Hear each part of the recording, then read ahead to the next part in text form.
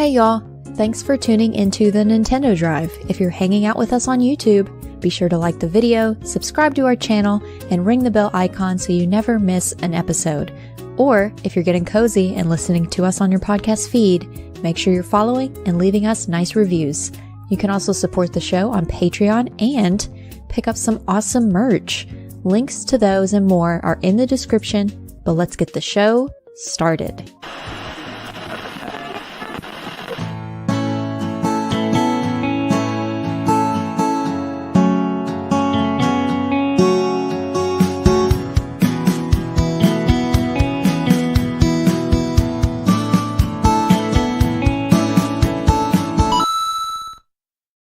What's up, gamers? Sean is in. Look at him. Look, I'm ready to go. you're in a battle stance. It kind of took me back a little bit. I need to find. There's a child photo of me when I was just a little man, and I'm there at like the Sears photography, like the Sears family photography thing, and I'm there. I'm like Rocky, man. I'm like ready to go. I used to do karate when I was a kid. Karate. Oh, karate's cool, man. That's nice. Yeah. You're the karate kid. Yeah, I was literally the karate kid. I did that was definitely, I think, the reason why I wanted to do karate was because of the karate you kid. And everybody else. Heck yes. Yeah, you're like, I want to be trained by Jackie Chan. That's what you said, right? Yeah. That karate kid, is that what you're talking about? Kid. Yeah. Absolutely. You should look up how old that movie is now. Oh God, I don't think, because that's the new one. Is it? That's like the well, it's the latest one. Like I'm just saying, like like that was. But I'm saying that was a long time ago. Yeah, I don't like that. I don't like that. It was it was like a little tradition. My mom would take me, and she's a single mom at the time, and get out of karate. And shout outs to my mom. She would take us to McDonald's on the drive home, get a little fry or something, a little treat, just her and I. It was our little secret. It was good memories, 15 years ago, that Karate Kid. Thank you, Riley King, for the fact check. Yeah, 2010. That was 15 years ago, Seth. Nope. Don't like that. What's crazy is 15 years ago, I still wasn't a child. Not even a little bit. Me either. Full-blown adult. Adult man working. 2010. Bills. Paying taxes. Yep, definitely. Don't like it. Yeah, well good. I like you. I like you too, and I'm glad to be here with you tonight. I'm back. You're back? Yeah, I saw Andros trying to take things over last week. He looked pretty comfortable. And in the post show, he's like, I could get used to this, and it's like it's a long post show. That's what I'm talking about, man. Yeah. It's like 4 hours of content last week. I'm like, what's going on here? We were strapped in. We were kind of locked in, and we could have went longer. We were both at the end of it, and I think even after the post show, we hung out for another like 45 minutes. Oh, well, good for you guys. Just a couple of pals, couple of Nintendo pals over there. Couple little Nintendo pals over there. You might say. Yeah. Well, it's good to have you back, Sean. I missed you. Thank you. I'm here to reclaim my place. Can't be gone for too long. But thank you for like keeping everything locked and loaded, man. We've got people all over the place, and like you are our constant, like that wonderful episode of Lost. Like Lost. Yeah. That's right. Yes. I reference that constantly. What an episode. Constantly. Yeah. I like that. Yeah. I have a few constants, and I think about Lost probably more than the average person. Oh, I do too. Everything is lost to me. The show. Yeah, it was good. It was a good show. That was a mom. Lost. Yep. Well, every single week. That and 24 peak TV for me. Lost in 24. Oh, good television. Yeah, I liked it very much. Yeah. Yeah, you just got to play. It's all been downhill since then. What's that Xbox 360 game? Ryan's here. He probably knows that Lost via Domus or whatever on Xbox 360. I played it. I have achievements for that. I did too. Yeah, I did too. Yep, pretty awful. Yeah, pretty bad. Yeah, bring that to the Switch. do that. They probably could. This is our Nintendo show, the Nintendo Drive. I was trying to tie it back in. I was trying to let's pull it over to the realm of Nintendo a little bit. Do we have to? Who cares? Yeah, who cares? Switch 2's coming out eventually, so we'll do it then. We'll talk about. Hey, I got into that. I got into that Switch 2 hands-on thing. Well, son of a gun. Who did you... That contest was rigged, obviously. You get in there. Look, I never win these things. I think that I think that's maybe like the third drawing I've ever won in my life, period. That's great. So yeah, I'm pretty excited about it, actually. I did not think we were going to get in, but yeah, my wife and I are going in Dallas. And you have a date, cool. Like a specific date? That'll be very April nice. April 26th is the date. Okay. And, yeah, that'll be good. It'll be fun. I'll fly down and I'll see you there. Come on sneak down. Me in there. Yep. I'll smuggle you in my beard. Just crawl in there. One leg at a time. Just crawl in there. Mm-hmm. We'll take a picture of just like your arms out of my beard, like holding the Switch 2. I'll bring my bag too, just trying to shove it in there. Nice. It should be good. I'm looking forward to it. So good. Yeah, it'll be good. Get to put hands how on long it. after is the Switch going to release after that? I mean, God only knows. I kind of assume I gotta assume it's like a July, August thing. Yeah, why not? It could be anything. Like a Nintendo could be anything. Yeah, it could. Yeah, good. Well, that'll be fun. I'm looking forward to that. Of course, good there'll be for plenty you. of pictures and videos and stuff, and I'll share all that stuff. We'll talk about it on the podcast when the time comes. Yeah, just be obnoxious YouTuber while you're there. What's up, gamers? $2 hero here. Mm-hmm. Everybody's just like, we're just trying to play Nintendo. It's your boy. It's your boy here. Just like super loud. People are trying to enjoy the event with their families and whatnot. Yeah, pushing kids out of the way. Well, George Costanza, those kids, man. Let me play the Switch too. I don't care. That's right. Yeah, well, I'm looking forward to it. It's gonna be good. Bring on April, man. April is when we get like all the actual Switch 2 news, and we're not just getting a bad trailer for it. That'll be a good time. Looking forward to it. Never forget. All right, well, Sean, housekeeping. We have so much housekeeping. We got guys, just buckle up, buckaroo. We have a lot to get through. There's actually quite a lot of housekeeping. First and foremost, I want to thank Big_Dog72. Big Dog For upgrading to the exclusive tier. Thank you very much. Enjoy that post show and all the other exclusive content. Your feeds really got blown up over on Patreon this week. Yeah, hopefully you guys went with like the upgraded storage on your phone device. You remember there was like, I think it was on a CPG days one year, and we like shadow dropped just like, dude, it must have been like 12 episodes of content, and people were actually annoyed. Yeah, like that might be okay. We found our limit. 17 hours of content at once is too much, so we'll back it off. At least now we did it once. I was like, good God, it was like Tuesday and Wednesday, and was it today too? Like it's been. Yeah, I mean, you'll get to it. It's been people are getting value. Okay, we only charge $5 for that exclusive tier. This is not a tease. Like that's going up. That we made that change a while ago. It'll. I mean, unless Patreon standard, then Patreon Plus, and all the rest. Yeah, so just enjoy that exclusive content there. Big $10 a month for that plus expansion pass part of the Patreon. Oh yeah, and then you'll get new just different tiers. Do it like PlayStation and Xbox does. Get Patreon Ultimate. You forget Nintendo does that as well. They do. Yeah, they do. Yeah, and then we'll make it so that there's like a console and a PC version of Patreon. Yeah. And then the ultimate is like your phone and your PC.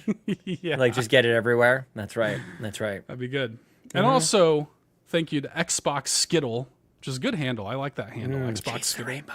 Yeah, taste. Remember that Skittles commercial with the kid that had like the Skittles coming out of his pores?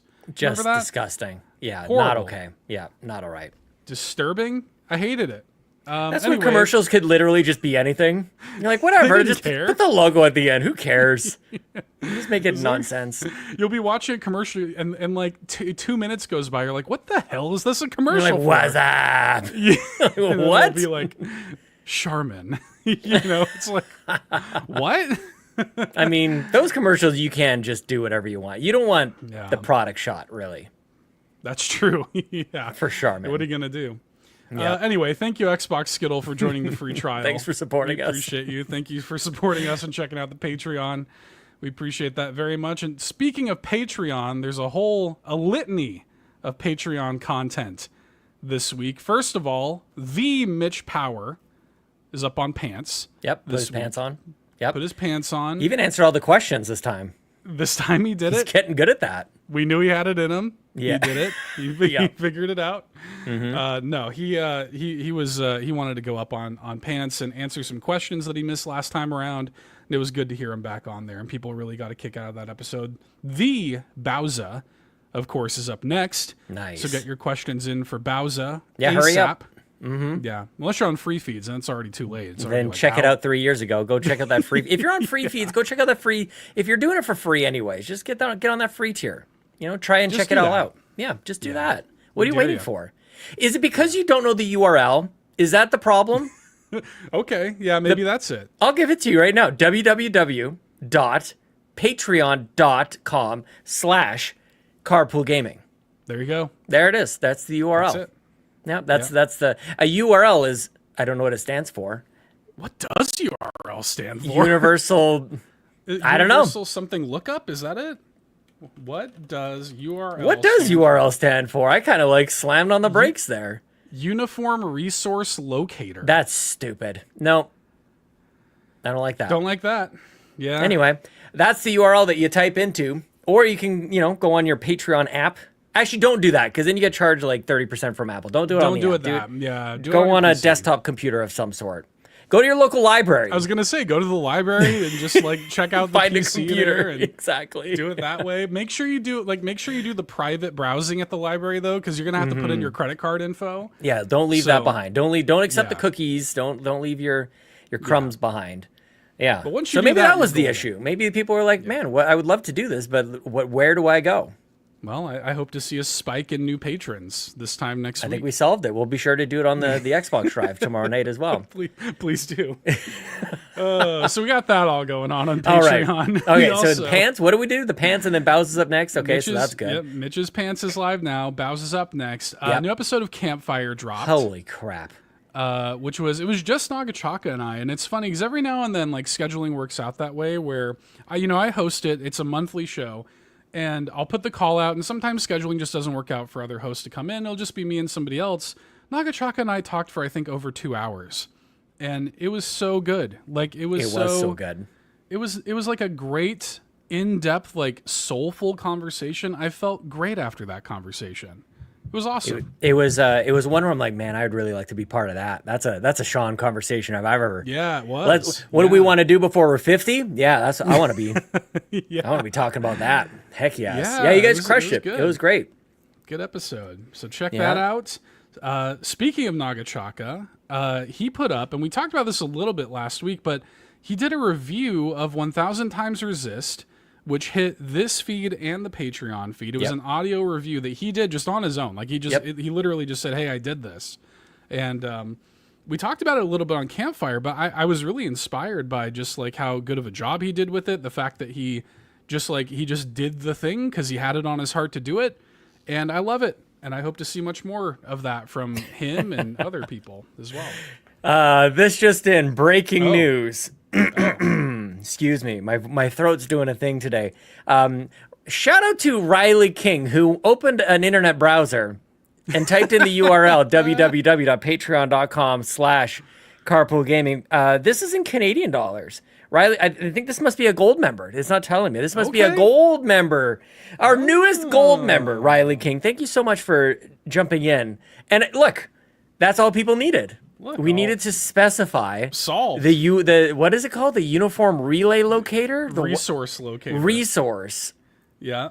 All right. Well, look, I'm adding it to the notes right now, Riley King. Riley King. Mentioned at the end, access to the Discord, whole bunch of cool stuff. I think you get a code for some discounts on the merch as well, carpoolgaming.com. That's another URL. Look, you guys can have a bunch of URLs in your favorites bar. That's right. Just you load it up. Yeah, definitely. Thank you, Riley King. That is so cool. Thank you, Riley King. That's awesome. Enjoy the content. It's free content, of course, with paid subscription. Free with your paid subscription. Free with your paid subscription. Enjoy. Yes. No, you can't afford not to. Dude, was Nagachaka on everything this week? He was, pretty much. Yeah, he was on Campfire. He did that. So he appeared on this feed. Of course, his own show, PlayStation Drive. So, yeah, pretty much. And the Backtrackers. He was on, yeah, that's right. We did the Backtrackers 2024 year in review. So we got a group of kind of the people, the kind of core Backtrackers group. It was Delroy, Nagachaka, Bowza, Yon32, and myself. And we just kind of talked about our favorite games that we played in 2024 and stuff. And yeah, we recorded it as a video here on the YouTube channel, and it's up on the Patreon feed as well as an audio podcast. So very nice. Yeah. I've been listening to a whole bunch of Carpool content that I haven't been on for the last 8 days. Dude, we've been rocking it. Hell yeah. We've been rocking it. Okay, one last thing. You can, of course, anytime we're live here on twitch.tv/Carpool Gaming Live, there's another URL. Put it in your favorites. Yeah. Go ahead and add that to the Hit queue. The star. You can, anytime we're live here on Twitch, you can gift merch to Twitch chat over there at carpoolgaming.com. Just select the merch you want to give away there in chat. Select that Twitch gifting option. It's a great way to treat somebody in chat or treat yourself over there. We got all kinds of merch over there, all kinds of good stuff. So yeah, I think that is all the housekeeping I've got, Sean. I think. Are we done? Is that it? I think that's it. Bunch of new patrons, bunch of new content for people. It's good stuff. Oh, I don't even know how to solve for this, but once upon a time, Jace and Donnie and I, we talked about what games I would be playing next to be determined by the Royal Rumble. I'm super busy this Saturday. The WWE Royal Rumble, I will not be able to watch it. I still have to figure out how I'm going to handle this. But people have been asking, like, what's going on with the Royal Rumble? For those who remember last year, Space Marine 2 was selected by the Royal Rumble. And if people want to know more about this, we can talk about it in the Discord and whatnot. But it's a fun time. And so I gotta figure something out. But these dang kids, man, they got this dance thing going on Saturday. I'm like, oh, come on, man. I think I'm feeling pretty sick, actually. You're just in the crowd at the dance recital with your phone, watching the Royal Rumble full volume. Yep. Be pretty good. Well, we'll figure it out. Yeah, we'll figure it out. Fulia's in the chat saying, psst, mini indie van. Yeah, we've got that coming soon, patrons, so be on the lookout for an episode of Mini Indie Van.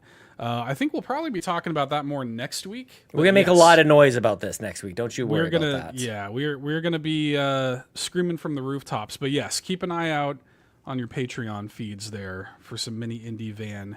Looking forward to listening to that. Okay, Sean, talk to me about some video games, will you? Oh, Seth. We have to talk about something. Okay. We have to talk about Animal Well. We have to talk about this. I haven't been on the show with you for 2 weeks. It's been a long time since you and I sat down and we chatted. It's been a while. It's been a while. This game took a turn, Seth. I was wandering around. I'm having a good time, just exploring. I'm like, look at the ingenuity of this game. It's so neat and quirky and cool. And this yo-yo is interesting. And I like flying around doing all this stuff. And then it came time to get serious, Seth. It came time to end the game, to finish it. Time. And I had an ass of a time finishing this game. Just an ass of a time. Just an absolute... Just an ass of a time. I've never described playing I've never heard way. anybody describe it that way either. That's why people tune into the Nintendo Drive. You never know what you're going to get, man. You learn some new phrases. Yeah, put it on the box. Animal Well. I had an ass of a time finishing Just this an game. Ass of the time. Sean Capri, Carpool Gaming. Keep saying it. Yeah, like... everything was all fun and games, and then all of a sudden I had to like find this mini disc or this M disc thing and take it out to another, I don't know, like this shrine or something. It was a bit of a mess. I lamented about it on the Xbox Drive recently, and I was thinking like I must be almost there, and I was right. I was almost there. Got to the final boss, which I just want to tell you for no good reason that I was playing Animal Well. I have two TVs for those who might not remember. I have two TVs side by side. I was playing Animal Well on the left TV and on the right TV. An old movie, just a hole in the wall, kind of hidden gem with Christopher Walken in it. And it's called Pool Hall Junkies. And nobody knows what that movie is. No. Not even a little bit. Like a super kind of like indie movie. There's also like this guy, what's his name? Let me look this up. This guy he's an Italian gangster kind of like stereotype. He's always in those movies. Pool Hall Junkies. It's like from the early 2000s. Okay. This movie. 2002 it looks like, yeah. Yeah. Who the heck is it? Who's in this one? It doesn't matter. Who cares? I recognize this guy, Chaz Palminteri. That's what I'm dancing around. Yes, everybody would know him. Everybody knows Christopher Walken. The guy Michael who played Rosenbaum. Yes. Okay. Mm-hmm. It's just a junkie kind of. I mean, it's a junkie pool movie. Hall junkies. Yeah. Just about a bunch of hustlers. Anyways, I was enjoying that. I really like that movie. Some jokes, early 2000s, they don't really hold up these days. But Christopher Walken has a couple good monologues that help. Like, you practice those, you get to practice your Christopher Walken impression. Anyways, watching that on one screen, finishing Animal Well on the other. And you had hinted that the final boss of this game was a bit of an ass of a time. I think that's what you said. I had an ass of a time with it, I'll tell you that. And I kind of did as well. And it's just kind of, it leaves me with a bit of a sour taste in my mouth because I really enjoyed the vast majority of my time with it. The ending, not so much. And the real bummer about it was there's all these eggs that I can go out and find, and I wanted nothing to do with it. And so I'm done. I'm glad I played Animal Well. It is my, what was it? I'm keeping track. This is probably the best reason to follow me on Blue Sky, because my pinned tweet, my pinned whatever post is the games that I've completed. And Seth, this was the 5th game I finished already in 2025. 5. Yep. Pretty good. Hell yeah. Yeah. I said, in my post. I did not say anything about having an ass of a time, but yeah. So let me close by saying this. I'm a little, I guess, stressed, overwhelmed, lots of stuff going on. Feel like I'm not myself lately. Okay. And I wonder if that has anything to do with Animal Well ruining my life or my life ruining Animal Well. Sure. I'm not, I feel like I'm being hard on the game. And I'm just wondering, maybe I'm just not seeing all the color in the world right now. You know what I mean? Sure. It could be a little, 5 games is a lot. That is a lot. Maybe I should take a break and go touch grass if it was not snowing outside. It's probably more games than I've finished this year. Roundabout. I think I've maybe only finished 3 or 4. I don't keep track of them. But yeah, I've never done this before. I've never done I think I was making fun of people last year when here I am with my pinned post. I'm going to keep track of all the games. I'm like, ooh, la-di-da. Look at all the games you get to finish. And I mean, look at me. 5 games here, man. Yeah, I like it. It's a fun little exercise. Half-Life was the one before that. And then there was Reese and I think Gears of War was up there. And there's something, Donkey Kong Land I finished as well this year. Yeah. So Donkey Kong Land, I didn't finish the whole thing this year. I was playing that, I think, in December. So in any case, Animal Well has been done. Ass of a time finishing it. Don't want to go back to it? Probably not. Yeah. But this maybe gets into the topic of the show, which I think I understand. I don't even know what the heck we're going to be doing later. But look, we've been putting it off for weeks, and I specifically been holding it because we would have done it last week, but you weren't here. And it's such a Sean question. Absolutely. I was like, and I saw Andros trying to get to it. I heard you, Andros. He's like, hey, what about this one? I'm like, lay off, Andros. I had to cut it off. Right. I saw that. Thank you. Yeah. What is next on the list? What's in the front not in my backlog anymore. It is now in the front log is Dead Cells. And I famously, to me, this is one of those purchases you just remember. I don't know about you, but when you buy a bunch of games, they don't leave a mark, really. It's just you buy them and then that's kind of it. Dead Cells left a mark, dude. It was in the height of I had been so influenced by Kato when she was on the show, and we would do these things together, and we'd jump on the eShop and go what if we just bought 7 games today? That sounds fun. So we were doing that for a long time, and I just got into this terrible, terrible habit where all of a sudden I was just buying games left, right, and center, which is why I didn't buy any games in 2024. This is still left over. Dead Cells I purchased, 2023 probably 2 years ago at this point. Mm-hmm. And not only did I just buy Dead Cells, I bought all of it. All the DLC, everything. Yeah. And I think I was playing in Discord the other night, and you were there as well, and I was trying to describe to you how I know nothing about any of that DLC. All the things I just bought, they just put it in front of me. It was you could buy the base version, or what I read as the basic bitch version. I'm like, I can't fall for that. Stupid version for idiots. Idiot? Like, what do you? Yeah.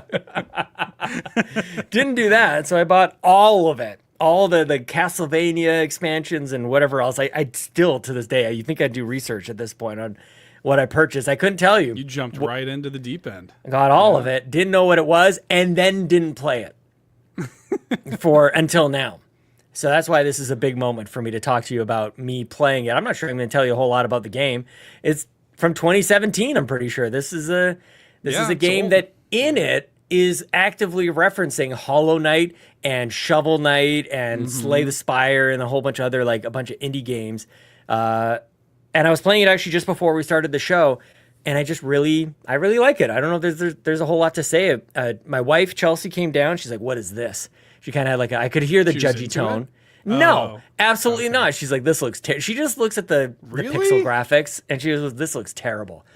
What? And then in the same breath goes, it's probably something that you like. Like, you like this game, don't you? I'm like, yeah, I do like this game. Thank you very much. You would like this game. I'm like, I would. Yeah. You would. So I don't know. I still don't. Can you beat this game? Like, I feel like I just play it and then I die and then I start over again and then I hope for the best the next time. Pretty much, yeah. Yeah. Feels good though. I'm dodging around. I got grenades and throwing. I got to a boss. Oh yeah. Okay. So I don't know. I doubt that's far, but there's a few. There's like 4 or 5 bosses. Yeah. Okay. Yeah. He's a big old dude throwing flames around and stuff. So. Gotta up my dodge game for him, and then we'll see. My only thing about this, Seth, is I don't know, is this a game that I can complete? This will get into our topic, but, Animal Well had credits, and all the games I mentioned before, they all had, I could finish them, I could complete a campaign. I'm worried about this one, because I never finished Hades, I never reached the end of Hades, so I don't know what... I think this is similar. Yeah, this is. Oh no! This is going to be a similar thing, I think, because I mean, with Dead Cells, like you can complete a run, like you can go through it and fight a boss and probably see credits or whatever. But ultimately, you're just doing this. You're going on runs over and over and unlocking stuff and taking them on other runs, and then you got all the DLC, which is that. I mean, that's probably why it's left such a mark on you, is because like there's just so much of it. Like it's pretty excessive. The amount of DLC. I can't even tell how much there is. That's the thing. You sort of just like launch the game and then there it is. Which, quick side note, I just went upstairs before the show. I went to go, because the kids will go to bed by the time I'm done. So I went to go say goodnight to the kiddos. And Ellie is there. She's playing on her Switch Lite. Very cute. She loves that very much. I went over to the library this week and I got them 5 games. Technically 6. But 2 of the games come on one cartridge. Pikmin 1 and 2. Oh, let's go. Nice. And I didn't know that when you pop in the cartridge, it shows up as 2 games on the home screen. It puts 2 icons. Okay. Yeah, I didn't know that. I thought that was kind of neat. So she's out there playing Pikmin 1, and she's really enjoying it. So shout out to Ellie. Pikmin 1. Pikmin 1. Yeah. I love that. Yeah, I like it too. Yeah. Lincoln's playing Big Brain Academy, which is very fun. Oh, okay. Yeah. I feel bad because like they get really excited and they want me to watch them play, and then they're excited. They hand it over to me like, you play. And their high scores are now my high scores. You know what I'm saying? Just demolish them. Just crush it. Like it's like not even like they will never top it. It's just I look back to them after I'm done playing. They're just like mouth open, just blinking, just beside themselves. Yeah. Yeah. Oh yeah. That's anytime I play my nephews at Mario Kart, they'll be like, "Oh, play with us, play." So I'm like, you don't want the smoke, dude. I'm gonna tell you right now. And then I remember one of my nephews was like, "Oh, it's because you're playing as this character." I was like, "I will play as whatever character you want me to play. Yeah, you can pick." And they picked like Daisy, I think, or something. Oh. And I still I smoked him. I lapped him, dude. Like it wasn't even close. Like I feel like they're telling on themselves. If they're saying that to handicap you, they're gonna pick Daisy. It's like that's kind of telling. Yeah. What do you think, Daisy? What's wrong with Daisy? I agree, but I was like, other than she's a crappy character, but like nothing. She's not gonna be slow. Oh no, I mean, look, I told him I was like, you can pick the cart, you can pick the wheels. Yep. I don't care. You can take away the wheels. Yeah. I'll drive around without wheels. Exactly. Blindfolded. That'd be fun to do. Spirit.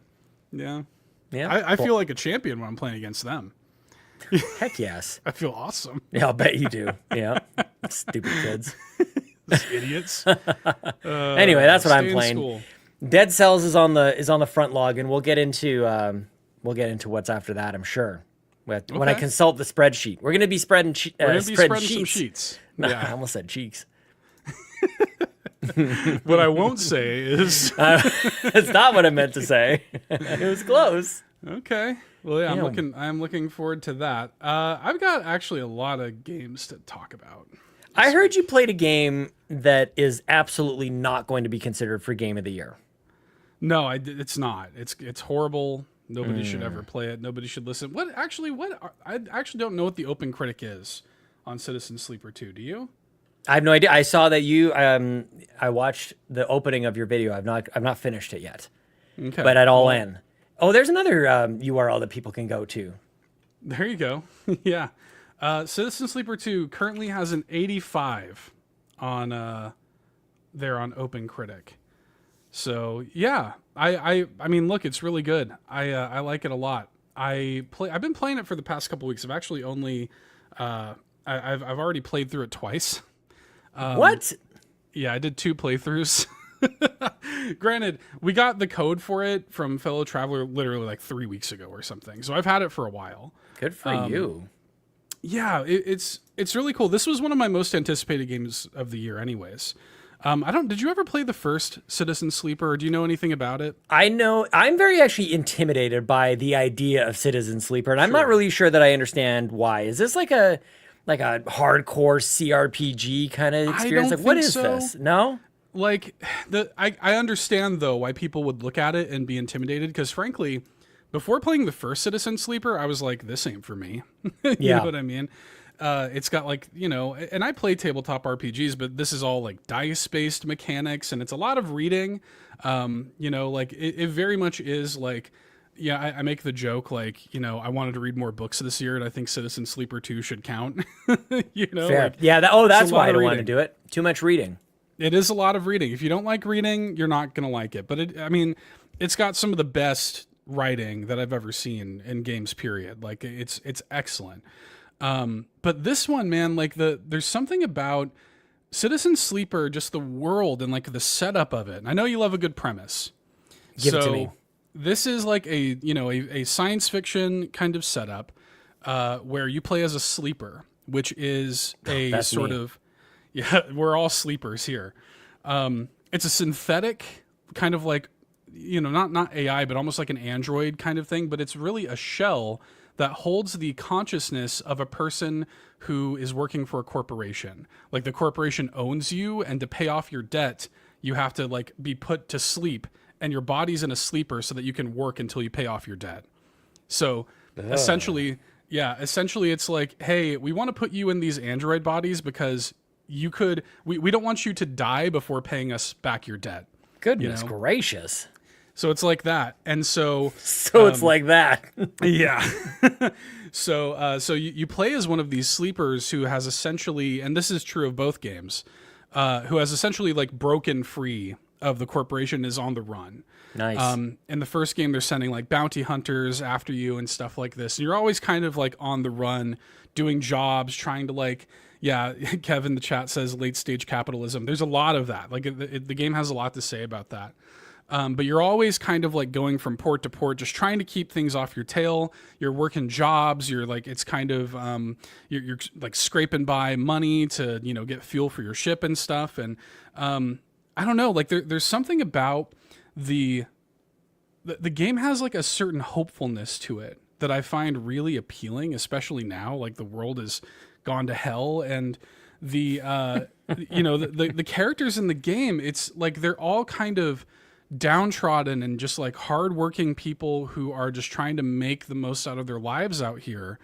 But yet there's like just this kind of like faith in humanity that the game has. And it's this one in particular, Citizen Sleeper 2, almost has like a Mass Effect kind of vibe to it, because you can meet characters and recruit them and build like a crew, and you can go out on like missions together and stuff. And it ends up feeling like kind of like you have just this little personal like group of friends that you kind of build over the course of the game. And it's beautiful, man. I really, really loved it. And I already loved the first game, but this one to me is better in damn near every way. I just thought it was excellent. I will say, like, yeah, all of the gameplay happens with dice rolls. So it's like a tabletop RPG, like a D&D or something like this. Yeah. So you're doing like dice checks. When you level up your character, essentially you can make your dice rolls better. There are, different mechanics. Like this game introduces a mechanic called push where it's like a risk reward thing where you can like sacrifice a bit of your like character's stress level in order to get better dice rolls and stuff. And that's life, man. Yeah. Yeah. Yeah. And you do though. You have to manage like your energy. You have to manage your stress, your crew's stress and stuff like this. And it sounds like a lot, and it is, but like, there's something about the way Citizen Sleeper kind of like rolls out all of those mechanics that just really, I don't know, it works and it's addicting. Like my first playthrough, I think I did in like 3 sittings. Like I just devoured it. Like I couldn't put it down. Yeah. And it's a kind of game too where there's so many different branching paths and there's so many like different characters and, things you can do that you immediately want to play it again to see how things can be different. And on my second playthrough, I found characters that I didn't even encounter in my first one. Just all kinds of little stuff and the ways that things can change. It's remarkable, and it's made primarily by one person, both games. What am I doing with my life, I know, it's insane. Golly. Yeah, it's really good. I just can't even make this show by myself. That's what I'm saying. It's insane. Now the art and the music I think is done, but the design and the writing is primarily one person. Amazing. Yeah, it's great. Like it is, it's only January, but that's like my current game to beat. Like that's the one where I'm like, everything that I'm going to be playing from now on, I'm going to be asking, did I like that more than Citizen Sleeper 2? Well, you said a bunch of magic words for me. Like this was not on my radar, and I was kind of like happily going like, people are going to play that, they're going to like it. You start throwing out things like Mass Effect my way, and it has those vibes. It has some vibes to it like that. And how long are we talking? How long to beat? What are we talking about here? I think my first playthrough took me like 11 hours, and my second playthrough was something like 7 or 8. Because I kind of knew what I was doing. Yeah. Yeah, the first game's 7 hours, it says. On how long to beat. sounds about right. Yeah, I'm realizing I'm like looking up a game that came out like today. Yeah, right. Well, the second one did come out today. Right, yeah. And then I have to refer back to the first one. Mm-hmm. Yeah, and I would say that the second one's about the same, maybe a little bit longer. Also, I don't know if it still is, but I think that the second one, at least I know, is on Game Pass at this point. Sure is. And I don't know if the first one still is or not, but if it is, I do recommend trying the first one first. For a couple of reasons. If anybody listening wants to play Citizen Sleeper, first of all, in Citizen Sleeper 2, a bunch of characters from the first one come back. So I think you'll feel like you're missing something if you didn't play the first one. One full experience. There it is. Kind of, yeah. But then also, the new mechanics in Citizen Sleeper 2 are so much better that I think it might make the first one hard to go back to afterwards. Yeah. So I would recommend people play the first one before going into the second one. But yeah, if any of that sounds good to you, it's great. That sounds good to me. I love it. So yeah, I recommend it. I like it. Check it out. You did not have an ass of a time finishing Citizen Sleeper 2. No, I had a great time. I loved it. And I'm probably, so there's 3 classes that you can play as in the game. And I was not expecting that to shift back into like detail. Tell me about the game. There are 3 classes going that you can play as in the game when you start up your file, and I will probably do at least one more playthrough to go through as the third class. Yeah. Nice. Too bad you don't get any achievements. You're playing on Switch? Yeah, I played it on Switch. Yep. Runs just fine. Switch on One. Switch One. Yeah. Runs great. No issues or anything like that. I did, it was interesting, like, and it's always tough, right, when you play games pre-release, because, like, you'll play, you'll get, like, a patch, like, a day 0 patch or whatever. You never know what things have been patched since then and whatever. But no, I didn't have any issues and loved it. It was great. I'm glad you loved it. Thank you. Yeah. I did love it. You talk about it well, too. Nice. Good job. Thank you. Well, let me tell you this, because this game I think you might be interested in this next game. I can't handle too many. Well, My front log is full. This one I think is maybe more of a Sean game, at least on the surface, than Citizen Sleeper 2. It's called Symphonia. Symphonia. Oh, this is on Game Pass too, I think. Is it? Okay. Well, or maybe we might have got, it's an indie game, right? ID at Xbox. Yeah. Yes. You might like it. It is, I would compare it to something like Celeste, like gameplay wise. It is like kind of level based, but the cool thing about, it's like a level based kind of precision 2D platformer. But the thing about this game is the whole like art design of it, like the way it looks, the world, it's like this whole musical theme to it. Yeah. Your main character, like the whole goal of the game is you need to kind of like find these, you're in this like kind of corrupted world and you have to find these 4 like maestros and kind of get the band back together to, you know, bring the world back to its original state and stuff. But you play as this character who uses a violin. And so there's no like combat in the game, but you use the violin to like bounce around. Like you can kind of stick it into these pin cushions and like fling yourself into different directions, bounce on the violin bow like a pogo stick and use that for the platforming. What? And like, again, just like the way it's set up reminds me a lot of Celeste. There's these little musical notes that are basically strawberries from Celeste. Yeah. Like it's very, very similar in that vibe, but I just love like the entire like tonality of the game and the way it looks and the music of it is just really cool. Like it just has a cool vibe to it. I do. Or we're watching the trailer. This is what I'm reacting to you describing it, but also here, youtube.com/carpoolgaming is where you can watch the pod, of course. The video on demand. I don't mean to be... The video on demand. I don't mean to be using acronyms. Yeah, we don't want to do that around here. Enunciate the acronyms. You might like it. I might like it. Yeah, son of a gun. It's got that vibe. It's got that kind of Celeste, you know, similar to Celeste kind of vibe. It does take getting used to. Yeah, it doesn't look like an ass of a time, though. No, but it's great. You know, like it a lot. The earnest response to it. Yeah. No, I think you might dig it. It's like I said, because the thing is, you have to be pretty intentional. Like you have your violin bow, like sticking it in the pin cushions and stuff. Like it's its own button press, you know, like you kind of have to like get into a rhythm of like, okay, I'm pressing this now, kind of flinging myself off, pressing it again. Like there's a certain flow state you have to get yourself into, and you have to get used to the controls. There's a part in Mario Odyssey that I think is similar. You get one of those, you throw Cappy at something, you attach like the pointy nose, and then you fling up a little bit. Yeah, it is like that. End. Yeah, it is like that. Okay, yeah. And it's neat, man. I like it quite. I was pretty impressed with it. It came out on PC, I guess, like a couple months ago. But I'm pretty impressed with it. It's might have to go snag that Xbox code. Let's see. Yeah, pretty good. Okay, one last thing that I'll talk about a little bit, and this is the current Backtrackers game. This was a Seth pick also. The wheel chose me at the last Backtrackers session. So I had a couple of games on the backlog that I wanted to move to the front log, you know, and I kind of use the Backtrackers to do exactly that. It's the point of the Backtrackers after all. And so the game I chose was Caravan Sandwich, Sean. Which is it's a pretty good name. And it's this kind of like it's an open world like sci-fi game. You play as this character. I think her name is Sage. And she has like kind of left home. She's going back home because her sister and her dad, I think, are missing. And essentially you're just reconnecting with the people from your hometown that you've kind of like moved on from. You're helping them out, doing little side missions for them.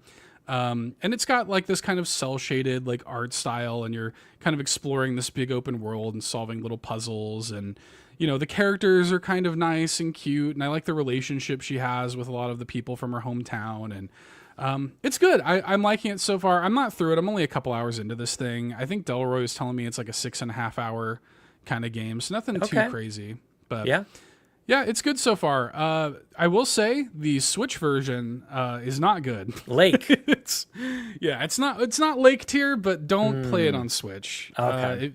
If you can play it on any other platform, I think it's also on PC and PS5. Just play it there because the Switch. There it is. Steam, Epic Store, PS5, and Switch. Not everything but Xbox.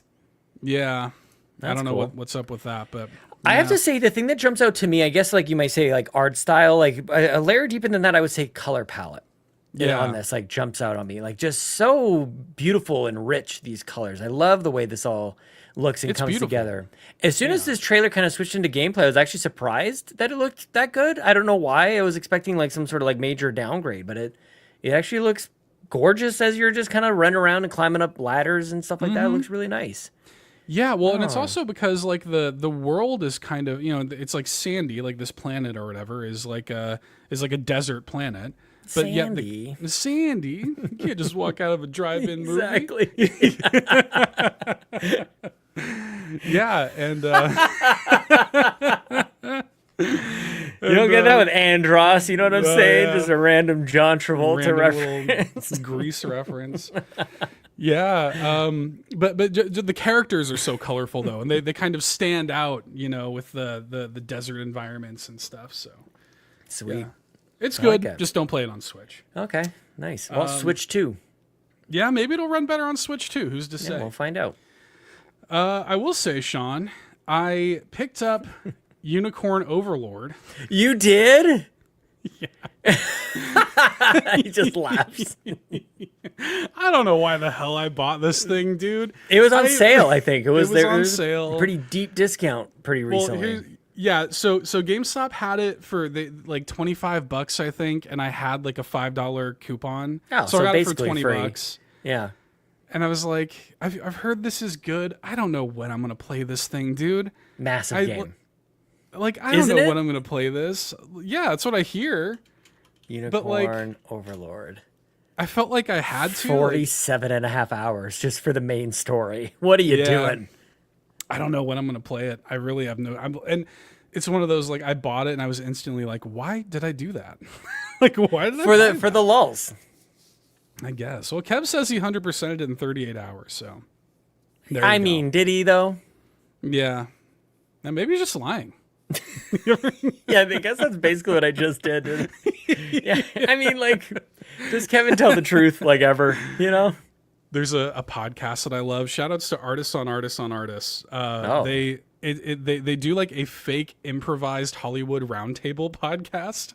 And what? They pretend to be like different characters on every episode. Oh, that's funny. And one of them, they just improv the whole thing. And one of them was like, they were all pretending to be like celebrity, like mediums, like the Long Island medium and stuff. And at one point, one of them goes, let me ask you this. Are any of y'all just faking it? Is anybody here lying? That's so funny. That's what it just reminded me of. Yeah. Kev says, imagine I just lie. I've never beat a game. He doesn't even play games. He hasn't played a game in 12 years. Mm-hmm. Yeah. Anyway, so I bought that. I don't know why. On my front log, Sean. Yes. Tell me all about the detail of your front log. Let me tell you all about my front log right now. Give it to me. Okay. Because on my front log currently is Tales of Iron 2, Whiskers of Winter. Yes. Whiskers of Winter. Got this for review as well. I have not had time to get into it yet, but it is firmly on just the tip of the front log. You cannot. It's right there. I can't wait to play it. I love the first game. Of course, this was actually Bowser pick back in the day from the Backtrackers like 2 years ago. Mm-hmm. And yeah, I loved the first game. Had never even heard of it before she picked it. Loved it. It's kind of like a 2D. I would describe it as like a 2D Dark Souls. Okay. Kind of the vibe of it. But you play as like these, these like rats. It's kind of got like a Redwall kind of vibe, like medieval rats and stuff. The whole thing is narrated by Doug Cockle of The Witcher fame. Okay. He's narrating the whole thing, and yeah, I love the first one. I can't wait to get into the sequel. So right on your front, it's just gonna hop right on it. So. There's frogs in the game, so they're hopping too. Oh, that's what I was referring to. I'm sure it was. I have to tell you something that is embarrassing for me. I feel like this is an entirely unique game. I'm looking at the trailer right now. There's nothing really that looks a whole lot like it. However, the fact that it's called Tales of Iron, I confuse it with the Tales of Berseria games, the Tales of, and also the Trails, whatever those games are. It's too much. There's too many Tales and Trails, so there's that. And then I want to say it's also confusing me with like is it Valiant Hearts? There's other like, I don't know. It doesn't really look like Valiant Hearts at all. But for whatever reason, this game kind of just gets lost in the mix for me. And it's not its fault. It's just my fault. This is just my own broken ass brain struggling to keep things straight. But I'm grateful that you kind of like talked about it as a 2D Dark Souls game. I can think about at least kind of, I need to picture like how am I playing this game. Yeah, that's how and you know, you're managing your equipment and you're rolling and dodging around, and it's, you know, it's tough, it's hard. Okay. You know, you're fighting like difficult bosses and stuff, and you know, that's probably the easiest way to describe it. It's not exactly like that, but that's probably the easiest way. And yeah, how long is this game? To getting into it. How long to beat? What do you guys got? What do you guys got for this? First game was kind of like, I don't know, 6 to 8 hours, I would say, for the first one. Yep, main story 7.5 hours, main plus extra 9.5 hours. That's okay. Yeah. Okay. Sounds right. Yeah, that doable. Sounds right about it. Yeah. So they sent along, every now and then you get a game for review and they send along like a review guide. Oh, those are the best. I love them. And this one was good for 2 reasons. First of all, it has a dedicated page just to Doug Cockle. Shout out. Just a dedicated page. As it should be. It was awesome. Just a picture of him with like, you know, like the wintry like background. I was like, nice. This rules. But it said that, I think it says in the review guide that it's between 12 and 15 hours. They purport that the game is about twice as long as the original. Okay, so, nice. Yeah. So we'll see. It is firmly on the front log, Sean. I love it. Well, let it stay there until the job is done. Yeah, until the job is done. Rip and tear until it is done. Oh, dude. Oh, I'm going to talk about that on the Xbox Drive tomorrow. I can't wait. I'm playing Doom on PC, man. Hell yeah. Yeah, you are. Oh, is that in my spreadsheet? Have I done? I think this is on my spreadsheet. Have you spread the sheets on that? I think so. On that bad boy? Yeah, I am. Well, that's maybe a good segue. I know this is highly irregular, Sean, but we are going to answer Clayton Dwyer's question tonight if it kills me. Okay? Oh my God. I hope it doesn't. What a way to go. Care. Yeah, answering Clayton Dwyer's question. I don't care what we got to do. Poor Clayton Dwyer asked this question, I think 5 years ago. We're just finally getting to it. Maybe 6. Finally, and it's such a simple question, but like I loved it, and I knew that it could be its own, you know, like dedicated kind of thing. And so we like it's been in here highlighted. Finally going to get to it. Clayton Dwyer asked back at the beginning of January, do you have any gaming related resolutions or goals for 2025? And I thought this is an interesting one, especially since this is like a Seth and Sean episode, because we have very different tactics, as it turns out, to kind of like, I guess, formulating our plans for the year in gaming, because you're very meticulous. You spread your sheets and everything. Yeah. There are full streams dedicated to it and all of this. Yep. And for me, I like my sheets spread in the theater of the mind, so to speak. What? You can't. I keep it all up here. You know what I mean? I take it as it in comes, the bank. and it's Sounds all in the good. bank. Oh my God, I can't. I'm like, we have to answer this question, but I'm being pushed to the limit right now. Oh man, that's hilarious. Yeah, we definitely, this is the first year I think that I've done it in this way. Right. Okay, and it's been building towards this, I guess. But the idea of a front log comes from the fact that you have this giant backlog. Everybody talks about the backlog. When you bring something out of the backlog into what you're playing, it's called the front log. And I just thought like, okay, well, let's go through this. And I'm seeing people in the Discord as well. I'm loving this. Like, okay, if it's going to be a wheel or if it's going to be a tournament bracket or whatever, like people kind of like, you know, having some fun with choosing whatever game is going to be next. And so for me, as time has gone on, and last year was a really interesting part of the journey where I said I wasn't going to be buying any new games. Let me just list all the games that I own or have access to that I would like to play. And I would define that as my backlog. And it was a pretty sizable chunk of games. Right. So then you think I'm going to take a year off buying new games. Surely by the time 2025 comes around, I'll be in better shape. Absolutely not. That's not what happened for me. The backlog grew somehow. I started the year. I'm like, okay, let's refresh the list. Let's hit F5. We'll hit refresh and see what games are in the backlog. And I think it went from like maybe 47 that started 2024 to 96 or something stupid like that. Like it basically just doubled. So the first step is I got to cull through this. I got to remove some games that they're not going to make it through. You know, and that's very hard for me because I don't want to hurt anybody's feelings. I don't like making decisions that are that final, you know? Right.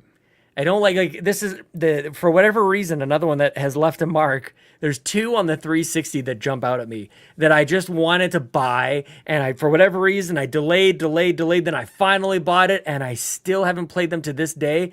And that's Splinter Cell Double Agent and Kane and Lynch. Both games on 360, never played, and always had in my mind, I must get to these. Why do I remember those games? You don't need to play Kane and Lynch, I know. That's what everybody says, but for whatever reason, it's just like, it stuck with me. It's like, it stings as much as when I lost my first slammer while playing Pogs in 1996. You'll remember that. I felt sick for months after losing my first slammer. And for whatever reason, the song Zombie by the Cranberries reminded me of it. And it was on the radio all the time. Oh, man, I'm taking on a journey tonight. So anyway, I gotta get this list down from like 90-something. And also, at the exact same time, my Steam wish list is sitting at like 360 games. So like, I was a mess, Seth. It's exhausting. I know I come across as having it all together. But I don't. You know? I know I come across as a very trim and well put together, organized, on top of everything. But I am a disaster, man. I'm just an absolute mess. So yeah, started the year with a bunch of games, culled through it, and I've gotten to a point. I guess the short non-answer is I have a plan. Yeah, and we're gonna take it by quarter of the year. Okay. Here. And yeah, we went through meticulously, but I do have a very lengthy document, a Goog doc, if you will. And one of the overall, I have some New Year's resolutions. One of them is just enjoy being a nerd is like a category.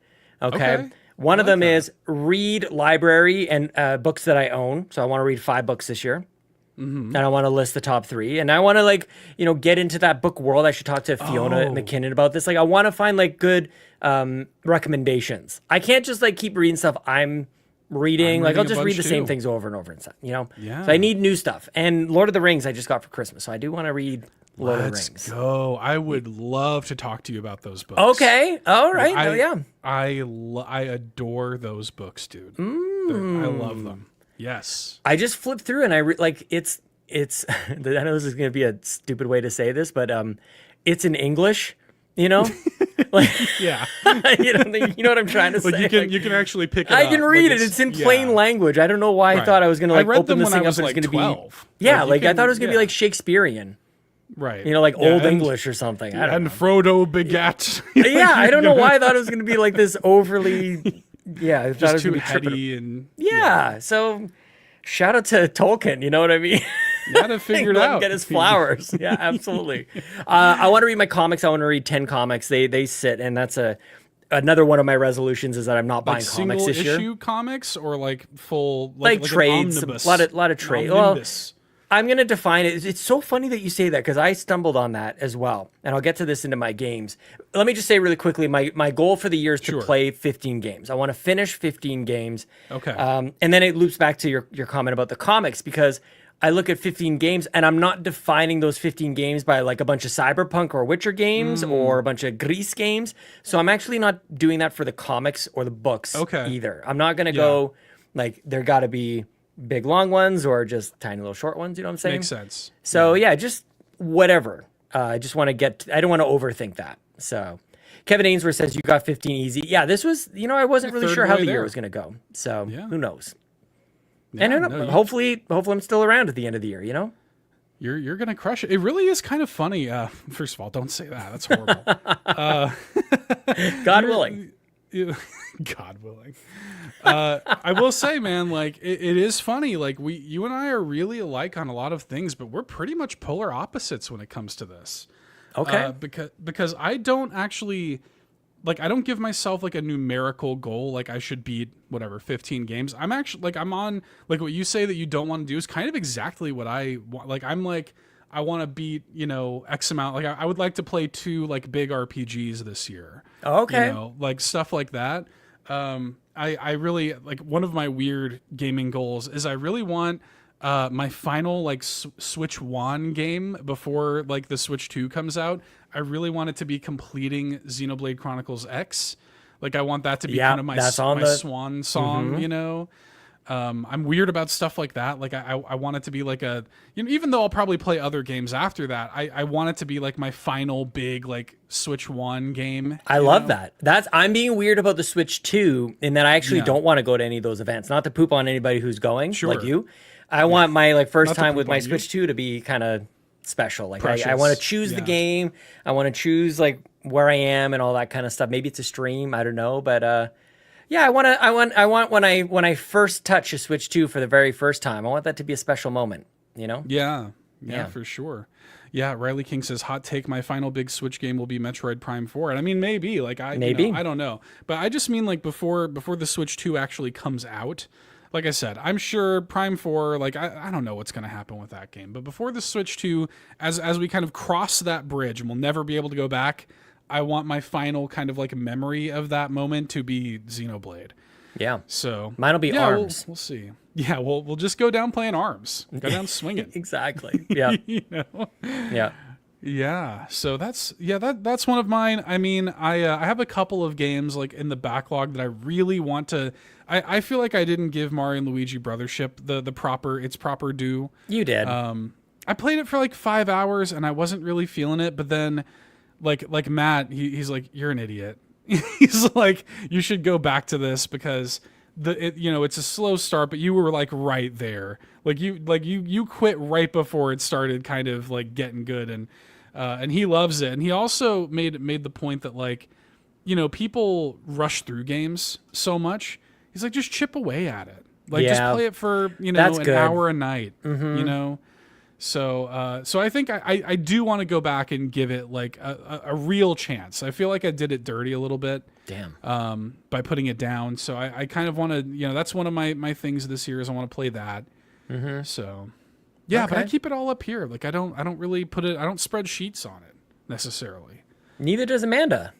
Yeah, it's weird. It's like I wonder like what because normally I'm very, I am very. I thought you were a Virgo. I know. I'm very like that about other things, just not this. Yeah, you and Kevin just lying about stuff. I just don't play any video games. I've got a big old list, man. And you alluded to like my meticulous approach to this, which I'm not sure. It's just elaborate. I could agree on elaborate. Sure. I'm not sure if there's anything meticulous about it. Because out of nowhere, I'm just kind of like going through this. It's all nonsense. I'm going to play these games and then this game. And then like out of nowhere, I just decide every 10th game is going to be a Mario game. I love that. So that's how it's going to work because it started with Mario Odyssey was at the top of this list. Technically, Warcraft 2 on PC is on there as well, but who knows? Well, that might just be something I chip away at, and I'm not sure if I'm going to count it in this sort of way. Like I played like Forza today, like just for Microsoft reward stuff. Like I'm not really counting that, you know? Right. I'm not counting Microsoft Solitaire Collection. It's not. Sure. I'm not counting that kind of stuff. Your jigsaw puzzle doesn't count. No, and I did play that as well. So like, there's you know, you kind of have to get into the nitty gritty to really count it correctly. So far on this list, I've played Gears of War. Mario Odyssey technically is like what I finished earlier. Wait, did I finish that? I finished at the start of this year. Yeah. Like the last level, but I rolled credits in December. That's why it's confusing. There's so many different ways to finish Mario Odyssey. Okay, so Gears was the first one on my list on Blue Sky. That's how we'll go with this. Gears was first, then Half-Life 2, and Reese, Donkey Kong Land, and Animal Well. So that's 5. And I've got 5 more, and then I'll get to another Mario game, which would be, what am I going to do? Mario Wonder is going to be the next Mario game. So that's how this is going to work. In the meantime, I'll play Dead Cells, which I'm playing on Switch right now. I'm playing a bunch of Lonely Mountains Snow Riders, which I don't know how I count that one as being finished. That one's going to be some of these games are a little bit weird.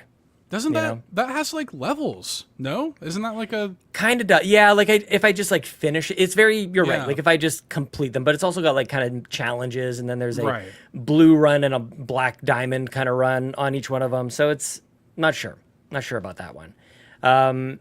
Eternal Strands I'm playing on Xbox as well. Just came out. Then so I also want to get to Spider-Man 2 in here in between now and the next Mario game. I sold my PlayStation 5. My Slim, because I had two. I did sell that. Mm-hmm. Yeah. Finally, somebody wanted it, so that was good. Finally convinced somebody to take it off your hands. Oh my goodness gracious! How much do I have to discount this thing for somebody to want? How much do I have to pay you to take it? Yeah, yeah, exactly. Damn. So that's I mean, I don't know if we want to go through the entire spreadsheet, but I've got the next couple games lined up. Xenoblade comes out like the same day as Assassin's Creed for some reason. I like know. That. Yeah, that's tough. What day is that again? Is that the 20th? March 20th? I think. Yeah. My baby comes out the week after that, you know? Oh my God. Yeah. What the hell am I doing? It's going to be rough. Well, I mean, who knows? It might be, who was it? Maybe it was Drew Agnew who was talking about like he was surprised. And Drew, I'm sorry if I'm putting words in your mouth. I think I remember him talking on the House of Mario that he was like surprised at how much gaming time he actually had with the baby, because he could kind of like, baby's kind of sleeping like on his chest or whatever, and he's like playing. Yeah, with one. Yeah, that's true. Yeah, you got the other two kids. These other ones who've got like dance and piano and school and not cleaning up about themselves and whatever else, what other trouble they're getting into, hitting each other. Yeah. Yeah. Well, now I have lots of time. I'm gonna be so happy. Yeah, you're not going to be exhausted at all. He's so joyful. Broken husk of a man on your couch. Yeah, compared to now, because I got it all sorted out now, so we'll be fine. You got energy to burn, baby. You're going to be great. Oh man, I'm something else. So yeah, that's the whole thing. Like, hopefully I'm still here at the end of the year. I've got to finish the games while I can. Yeah. Well. Yeah, I mean, I think I do like thinking about it though. I love thinking about it. Yeah, like, isn't it kind of fun? I don't know. Like, it is kind of fun to think about, like, what you're gonna be playing in the future. Like, I love it. Yeah, I like the like that anticipation. Oh, I like that. Yeah, change it. Mm-hmm. Change it up. Yep. I like the anticipation of it. I like the just kind of thinking like, yeah, man, like I'm about to play Tales of Iron 2 and and I'm gonna finish Xenoblade and that'll be my final like Switch I One like that game. very much. Yep. Yeah, I have a category of games. Look, I didn't have it all. A good plan is a flexible plan, Seth. I can't foretell the entire year every game by game. All right. So I've got some that I'm like, I want to get to these. I mentioned Xenoblade. I mentioned Spider-Man. I got some of those. But on another tab on my spreadsheet, of course, and I sent you screenshots of all this stuff. I'm like, you want pictures of this spreadsheet? Here it is. I'll spread these sheets. I've got a big old list that games are being the backlog list. The games are being pulled from. Most of them are just like listed, but I've got a special little blue category in there. And the blue category is just like, these are games that I just want to get a little taste to see if I'm gonna like really dive into it. NMLL was one of those games actually.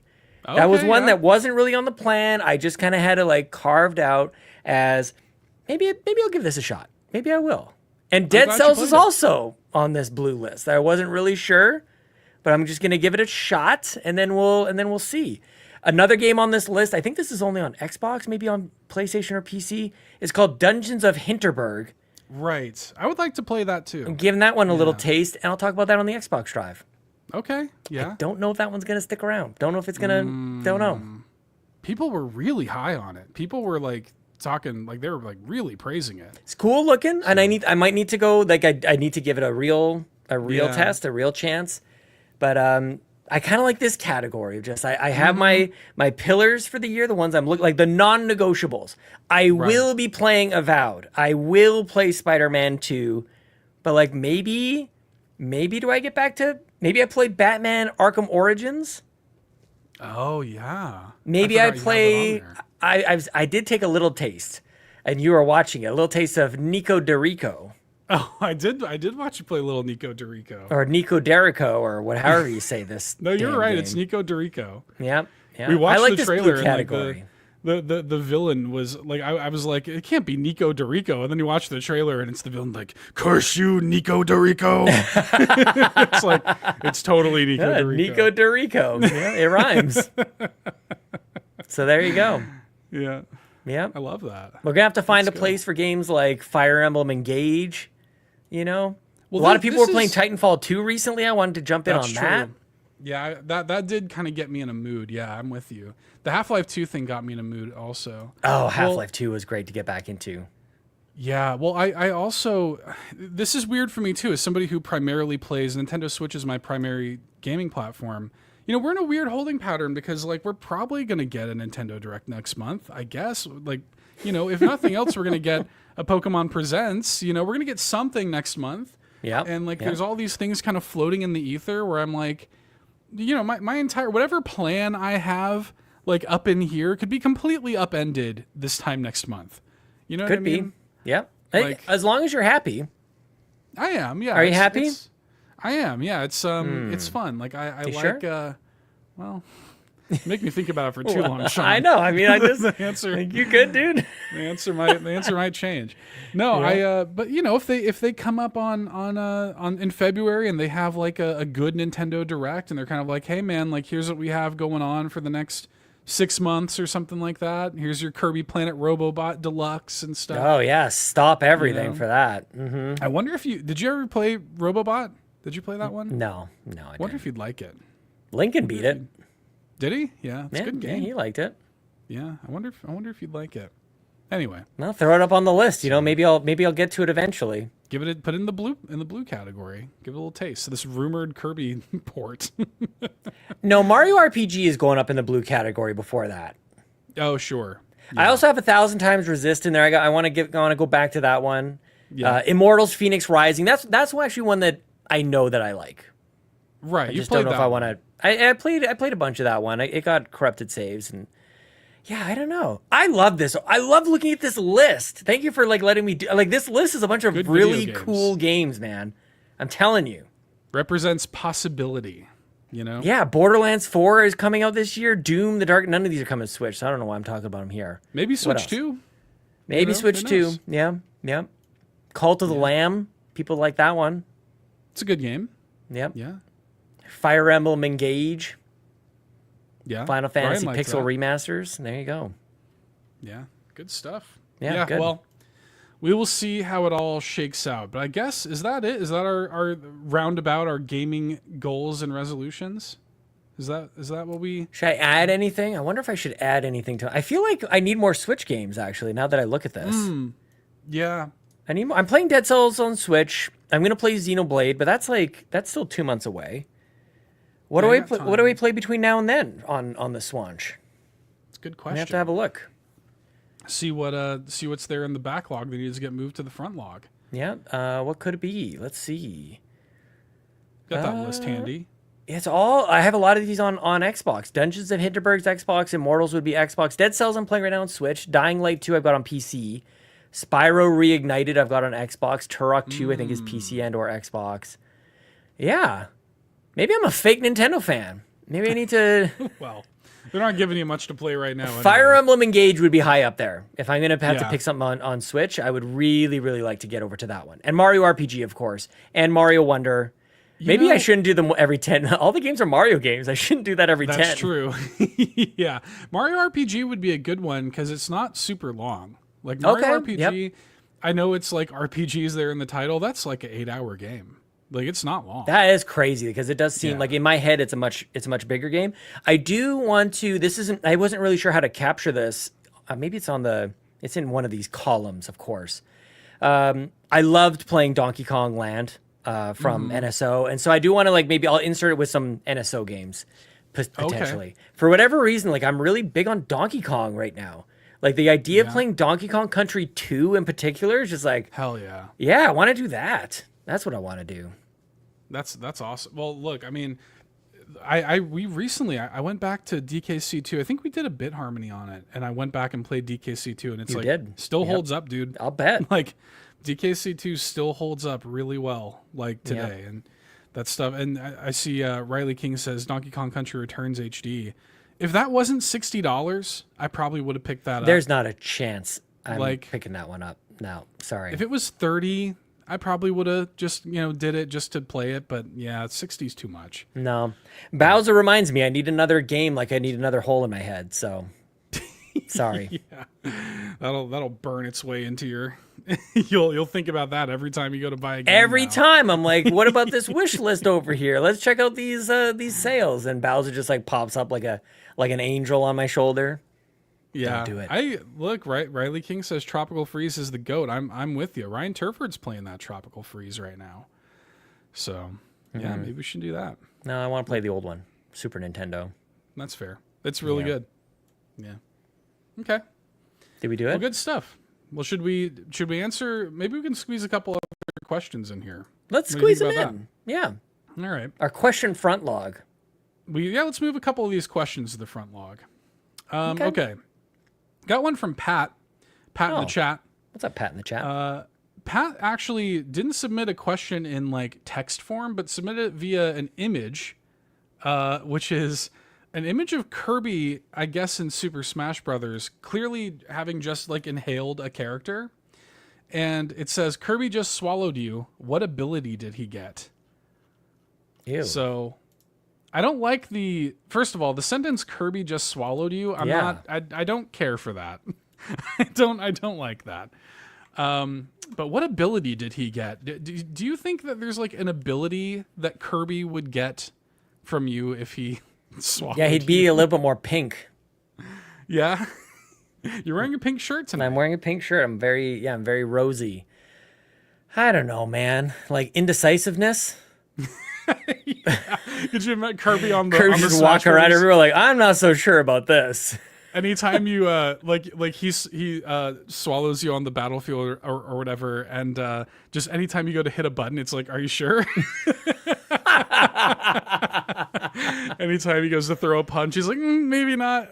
If Kirby, he would gain, like, he would run endlessly. He would just run very slowly, but for a very long time. But if he ever stood still, then he would suffer existential dread. That's what would happen. Yeah. Yeah, he would say, what if I never run again? What are colors? Why am I? I'm pink, but am I really? We're a speck of dust in the void of the universe. Like, what is this? Oh yeah, Ryan kind of is in a similar ballpark to me. Ryan says Kirby swallowed me and got arthritis. I was gonna say like Kirby probably got back and leg pain from me if he swallowed me probably. Yep. Oh man, he would get ambiguous sensitivities to various food. He wouldn't be able to eat everything from now on. He'd be like, wait, is he lactose intolerant? Like kinda. Not really. Yeah, he would get like a very crippling, like obsessive, compulsive reaction to basically anything he works on or touches. 100%. Yeah. Wouldn't be great for Kirby, I guess. TLDR. Yeah, you don't want to. That's why he hasn't done it yet. Yeah, if he thought he could get some advantages, he would have done it by now.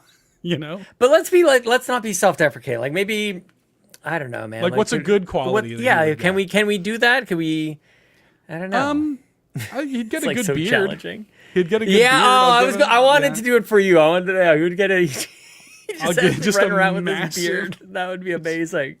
His beard's dragging on the floor. That'd be good. Kirby would instantly become just if he ate you, if he inhaled Seth, just incredibly talented. And he would just start playing.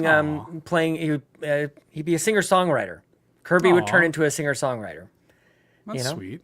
Yeah, I'm just playing guitar, and everybody would swoon. Oh, yeah. That has not been the case for me, but maybe it'll work for Kirby. I mean, you play the guitar all by yourself, all in that room. If you put it out there, people would swoon. The swooning would happen. I can't see in the chat goes legal blindness from me. Which is amazing. An amazing answer.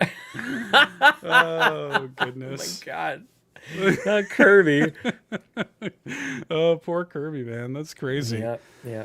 Oh, if he a good quality that Kirby would get if Sean was his victim and he swallowed him whole.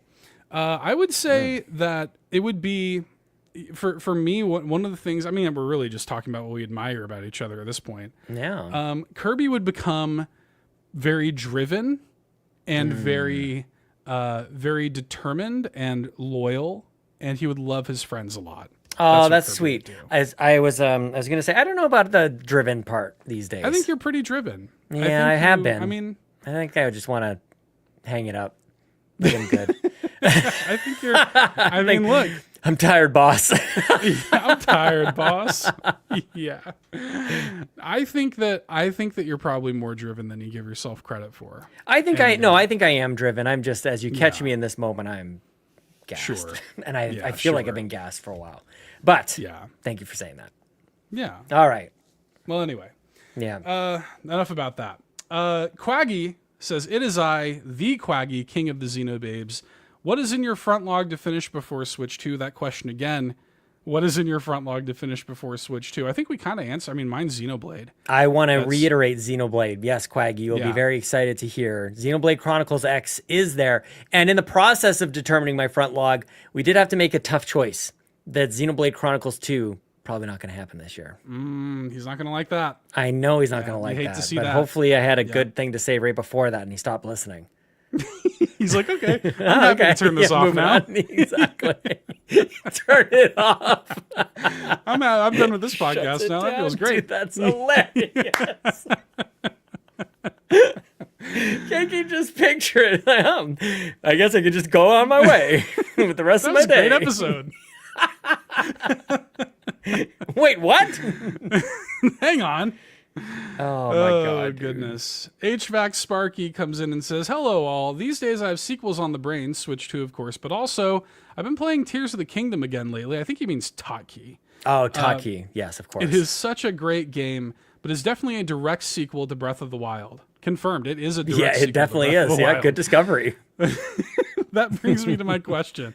Are there any games you want a direct sequel to, something that has the same DNA but iterates in a new direction? Yes. Okay. Should I tell you what it is? The answer is the yes. answer to the question is yes. Next question comes to us around. Yeah, and maybe I missed something, some offshoot thing in Japan or something that I don't know about, but I want a direct sequel, and I mean a direct sequel. Okay. To Super Mario 3-2. Okay. Super Mario Bros. 4? And 64 and Mario World. I think the closest we've ever gotten in Mario is Galaxy. Yeah, I guess so. I mean, yeah, Galaxy 2. And I mean, yeah, the NES games, I guess. And then New Super Mario Brothers. New Super Mario Brothers for sure. But not NES. That's not the same. Well, they're very different games, but they are called like Mario 1, 2, 3. Yeah, no, I want like 3. Yeah. I want Mario 2, kind of like Final Fantasy 13, 2 kind of thing. You know what I'm saying? Which is also an incredibly different game from Final Fantasy 13. Oh, is it really? Oh yeah, it's like total. It's not. It's like an action RPG. It's like a hack and slash. Sons of bitches! What are they doing over there, man? Yeah, who knows? Yeah. Does that? I don't know. Maybe I don't. Am I not answering the question properly? I feel like no. I think you are. But I think for me, like I look at even the games. Oh, Ryan Turfer confirms. Yeah, Super Mario. He says. He says, which is actually Super Mario Bros. And Super Mario Bros. 2, which in Japan was basically the direct sequel. Yes. The Lost Levels. Yes. Yeah. Which actually I feel like proves my point that's the sequel. I want another Mario 3. I want another Mario World. Jumping on Yoshi. I would love that. Yeah. I would love that. I mean, I've long been a proponent of like people are like, bring back Banjo-Kazooie. I would love it if they made a Banjo-Kazooie that just literally looked like an N64 game and was like literally just a complete retro like sequel in the true way to that and to. I'd be A-okay with that. Okay. My like weirdly, I go to some of the Switch games that I can't believe haven't had sequels. Like where's ARMS? Forgotten? Yeah, where's ARMS 2? Where's Forgotten Land 2? You know? Yeah. Like how did they not make another one of those? Like seemed pretty good. You know, I think that's the best-selling Kirby game. They didn't make another one just like it. Like, I don't know, man. So yeah, those come to mind, I think, for Switch games. And then of it's course, funny. I wasn't thinking Switch at all because it seems like they're in so many. I guess other than a Totkey, we get one of those games for the generation. We get one 3D Mario game. We get one Animal Crossing game. Like, so I'm not like in disbelief that we haven't gotten like sequels really, but yeah, Jason in the chat says Mario Paint 2 is coming, dude. One of my predictions. That's the one. That is the one. Mario Paint 2, holy crap. And the music just running in my head right now. Oh, so good. Yes, please. We'll see. We don't have long to wait. We'll find out. Yeah, Ring Fit 2, Yawn 32. Ring Fit 2. I've been calling for that too. Yep. Yeah, Drago's Revenge. Drago's Revenge. That was one of Sean's official predictions last year, famously. Yep. I want Street Pass 2. Yeah. Bring back all of the 3DS features and just bring all of that over. That counts. Yeah. I want Nintendo Voice Chat 2. Yep. I want Star Fox 64 2. Yeah. I mean, really, a lot of like the 64 stuff. I want WarioWare Inc. Mega Micro Games for the Game Boy Advance 2. What? I want that. The original WarioWare. Oh, WarioWare. That's hilarious. I want that too. Do that. Yeah. So. Yeah, Starthene in the chat says Odyssey 2 for sure. 3D Land 2. Yes, Yarden. Yeah. That'd be good. I would take like a smaller scale 3D Mario game. Not before a bigger one, of course. Like, let's not get crazy. No, I'd take it right now. Well, I mean, I would too. I'd take what I can get, Yeah. But like, if they, which I guess that's kind of what Bowser's Fury was, ultimately, like a smaller scale Mario game, a little bit. Yeah, I liked it a lot. Yeah, until it got bigger scale. Yeah, those damn kaiju battles. Mario kaiju battles. Mario kaiju battles. I love this question. That's a great question. Who sent that in? That's a great question. HVAC Sparky. HVAC Sparky. Good question. Equally as good as all the other questions. Nothing stands out, of course. Well, get ready for this question, Sean. I'll try. I Can't See left a question. It says, questions for the show. Watch this YouTube short for reference. I did watch the YouTube short, so I can explain it to you if you need help. What Zelda game would have the best post-game world and epilogue? What would be your ideal post-game activity? So this short that I Can't See linked to basically said, hey man, like after, why can't we keep playing like after we finish a Zelda game? You know what I mean? Like after we finish a Zelda game, why can't we like play in the world state? Like after we save Hyrule and Wind Waker, why can't Tetra and I go and like, explore the open ocean? After we save the world in Totkey, why can't Zelda and I, go out on little adventures afterwards? The post game might actually be more interesting than the main game. And I don't know if I agree with that.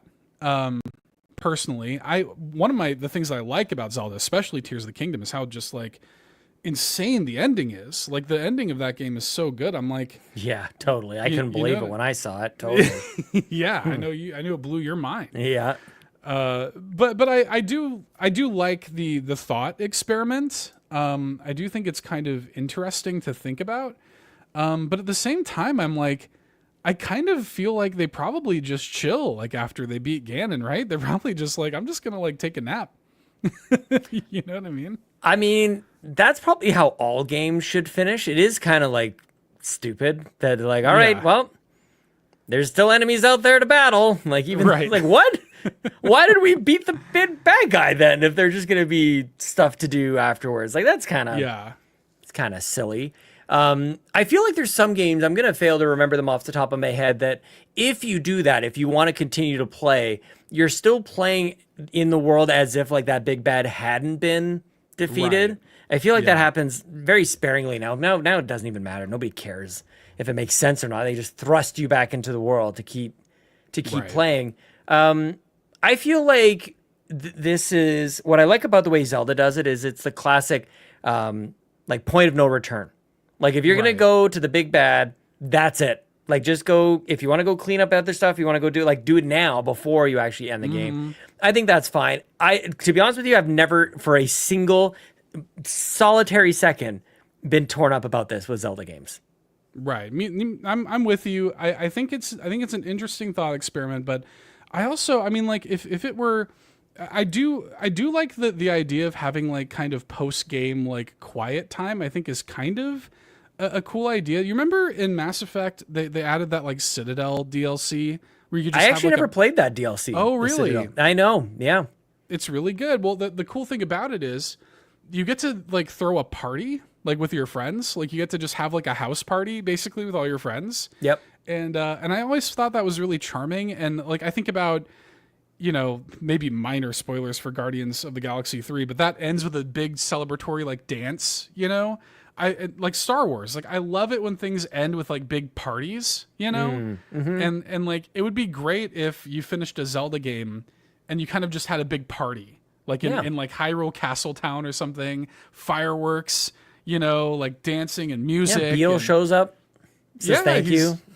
No, he's like dancing. Thank you. I love your little Beetle dance too. Yeah, he's so thankful. Nice. He's like, oh, thank you. He's thankful that you That's saved the the end world. of the game. Thank you for playing. Credits. Yeah, the end.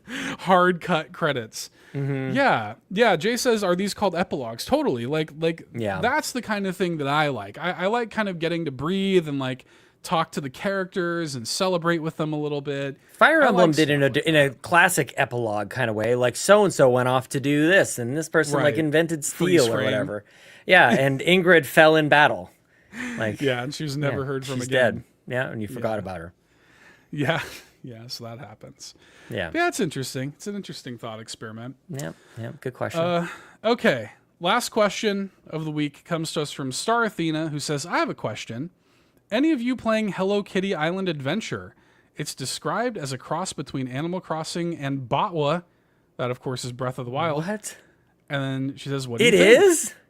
Apparently. Star continues, I just started playing, but so far I love the unlimited storage and inventory, giant map, and fast travel.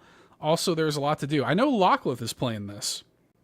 Locklith was in the Discord talking about playing it. So I am not playing it. I have not played it yet, but I have my eye on it. You know, I like the Sanrio characters. And I've actually heard really good things about it. This was on Apple Arcade for a while, and people love it. Like, they say it's great. And it's finally on Switch. So, yeah, I wouldn't be opposed to checking it out, but I'm not playing it currently. I am opposed. You are opposed? You'll never do it. Damn opposed. Yeah. Yep, not at all. Okay. Well, Sean, I think that might be it. I think that might be the show. I feel like that. Week. We did it. Reclaimed my place on the Nintendo Drive this year, the podcast that I started. Get out of here, Andros. I was worried about it for a second. I want Andros back. I want him to be on the show, not as a save the show. Just like let's all hang out. Like let's hang out. Yeah. It was really fun listening to you guys, and I'm grateful he was here. But it's like, we had come a good back. Time. Yeah, it was good. He did great. Mm-hmm. Well, Sean, if you'll allow it, I would love to thank our patrons. Yes, please. Over there at patreon.com/carpoolgaming. Thank you all so much for your love and support over there, especially our ultimate producers like Jonathan Brown, whose music can be found at linktree/pme.jib. Hey, here's a little tease for you. He's releasing a deluxe edition of his album, Me, Myself, in Moments. I think it comes out like tonight or tomorrow or something. Yep. And I'm on it. What? I have a little feature on one of the deluxe tracks. Yeah. Now it's what it is. It's a clip when we had JB on the post show. He was really taken by something I said, and he took it out and he like melded it into one of his songs. Oh yes, I know this. Yeah. Mm-hmm. Yeah, and he showed it to me, and it was like instant tears. I was like so honored, and he asked me if it was okay. I was like, dude, of course. You kidding me? So yeah, if you want to hear that, pick up the. But deluxe. if he didn't get that yes in writing, sue the shit out of him. Yeah, that's right. I'm coming for with his own yeah. money. Just kidding. I love you, JB. Your Patreon support. JB is the best, man. So go support him and his music. Check out that deluxe edition. You'll see a track on there, Better Days featuring $2 Hero is so one of the cool. tracks on there. That's so cool. So very cool, very honored. Thank you, JB. Thank you to Quaggy, who reminds you that the best babes are Xenobabes. And thank you to TechMike, a.k.a. Technical Michael, who says, whether you're Kevesi or Agnian, you're a Xenobabe at heart. I think it's Argenian. I think you mean to say Argenian. Well, yeah, Agnian or is that Ryan says it on the RPG Cave? Yeah. Thank you all so much. Got links in the show notes. Show your love and support to Ultimate Producers. Thank you to our platinum producers like Smokin Joe, Solo, The Captain, and Tim Paullin. And thank you to our gold members, Adam K, Anna, Awesome Dave 1337, Brad Moore, Brian Reese, Cecily Carrozza, Dan and Luma, Dannohh, Emily O'Kelly, Jan 32, Lagerwoods 330, old Mr. Frump. Old Mr. Frump. Patrice Smollett, Peihe EP, Riley King, Shane Erickson, Stephen Keller, The Don Rob, The Yiggy Collector, and Toxic. We love you all very much. Thank you so much for your continued love and support. You can head over to patreon.com/carpoolgaming. That is your URL. What is URL? That? Your uniform resource locator to support us over there. We appreciate you for doing it. You can get a 7-day free trial to the exclusive tier. See what all the fuss is about for free for 7 days. Patreon.com/carpoolgaming. We'll see you there. Thank you very much. We'll see you there. Yeah, we'll be. You go there, and we'll just be like waiting. We're waiting. Funny seeing you here. Fancy seeing you here. You just caught there's me. My NPC barks all over again. I thought I'd see you here. I've been waiting. Must have been the wind. Oh, Sean. I like how we're saying what the actual URL words are, which is opposite. Like we should be just saying Earl. We should be enunciating the whole. Yeah. Yeah. What's the Earl? What's the Earl? Earl. Cool. Well, Sean, where can people find you on the internet? What Earl can they find you on? Not an Earl at all, but a friend code SW687902366588, just like Eric Lindros, where you too can be a friend on my Switch friends list and see what I'm playing. That is all. That's the only functionality, but that's a good one. Maybe we'll play Mario Kart someday together. Maybe we'll play ARMS. We'll be in an ARMS lobby at some point. That would be great. That number again. 687902366588, just like Eric Lindros. Follow me on Blue Sky. Follow my exploits at Blue Sky, at Sean Capri, Sean like Connery Capri, like the pants. I'll see you there. Yeah, that's right. We will see you there in the Blue Sky. Yeah. Yeah, of course. Also, the Xbox Drive. Please. I'm on the Xbox Drive as well. That's our Xbox podcast, in case you were wondering. And if you don't have an Xbox, nobody does. Just listen to it. Just listen to it. You know, you say nobody does, and yet everybody does, because everybody has an Xbox. That's right. That's right. So what are you waiting for? It's super fun, man. Fiona doesn't have an Xbox. She hosts a damn show. Jump in, as they say. Dude, one of my friends has, maybe I'll save it for the post show. His like gamer tag is excellent, and I love it. Oh, it reminds me of Jump In. Yeah. Remember when they, when Metal Gear Rising Revengeance was coming out, and they said sneak in the commercial? I thought that was kind of cute. I do like that. Yeah. Anyway, follow Locklith and Amanda as well. Locklith TWT on Twitter, Locklith on Blue Sky, Miles _of_ Amanda on all the things. We love them and we wish them the best too. As for me, you can find me over there on that Blue Sky at $2 Hero. $2hero.com, I think, is like the handle. Oh, the Earl. Yeah, nice. The Earl over there. And of course, on your Switch, you can add me at SW411280613454, just like Eric Lindros. That number again is SW411280613454. Again, just like Eric Lindros. Thank you all so much. This has been the Nintendo Drive. We will catch you all next week. Bye-bye. Thanks so much for tuning in to this week's episode of the Nintendo Drive. Now, before you drive off, be sure to like and subscribe on YouTube and follow us at Carpool Gaming on socials. Don't forget to check out our awesome Nintendo Drive merch on carpoolgaming.com, and you can also support the show on Patreon at patreon.com/carpoolgaming, where you'll unlock all sorts of exclusive content like the Nintendo Drive post show. Links to everything are in the description. See you next week!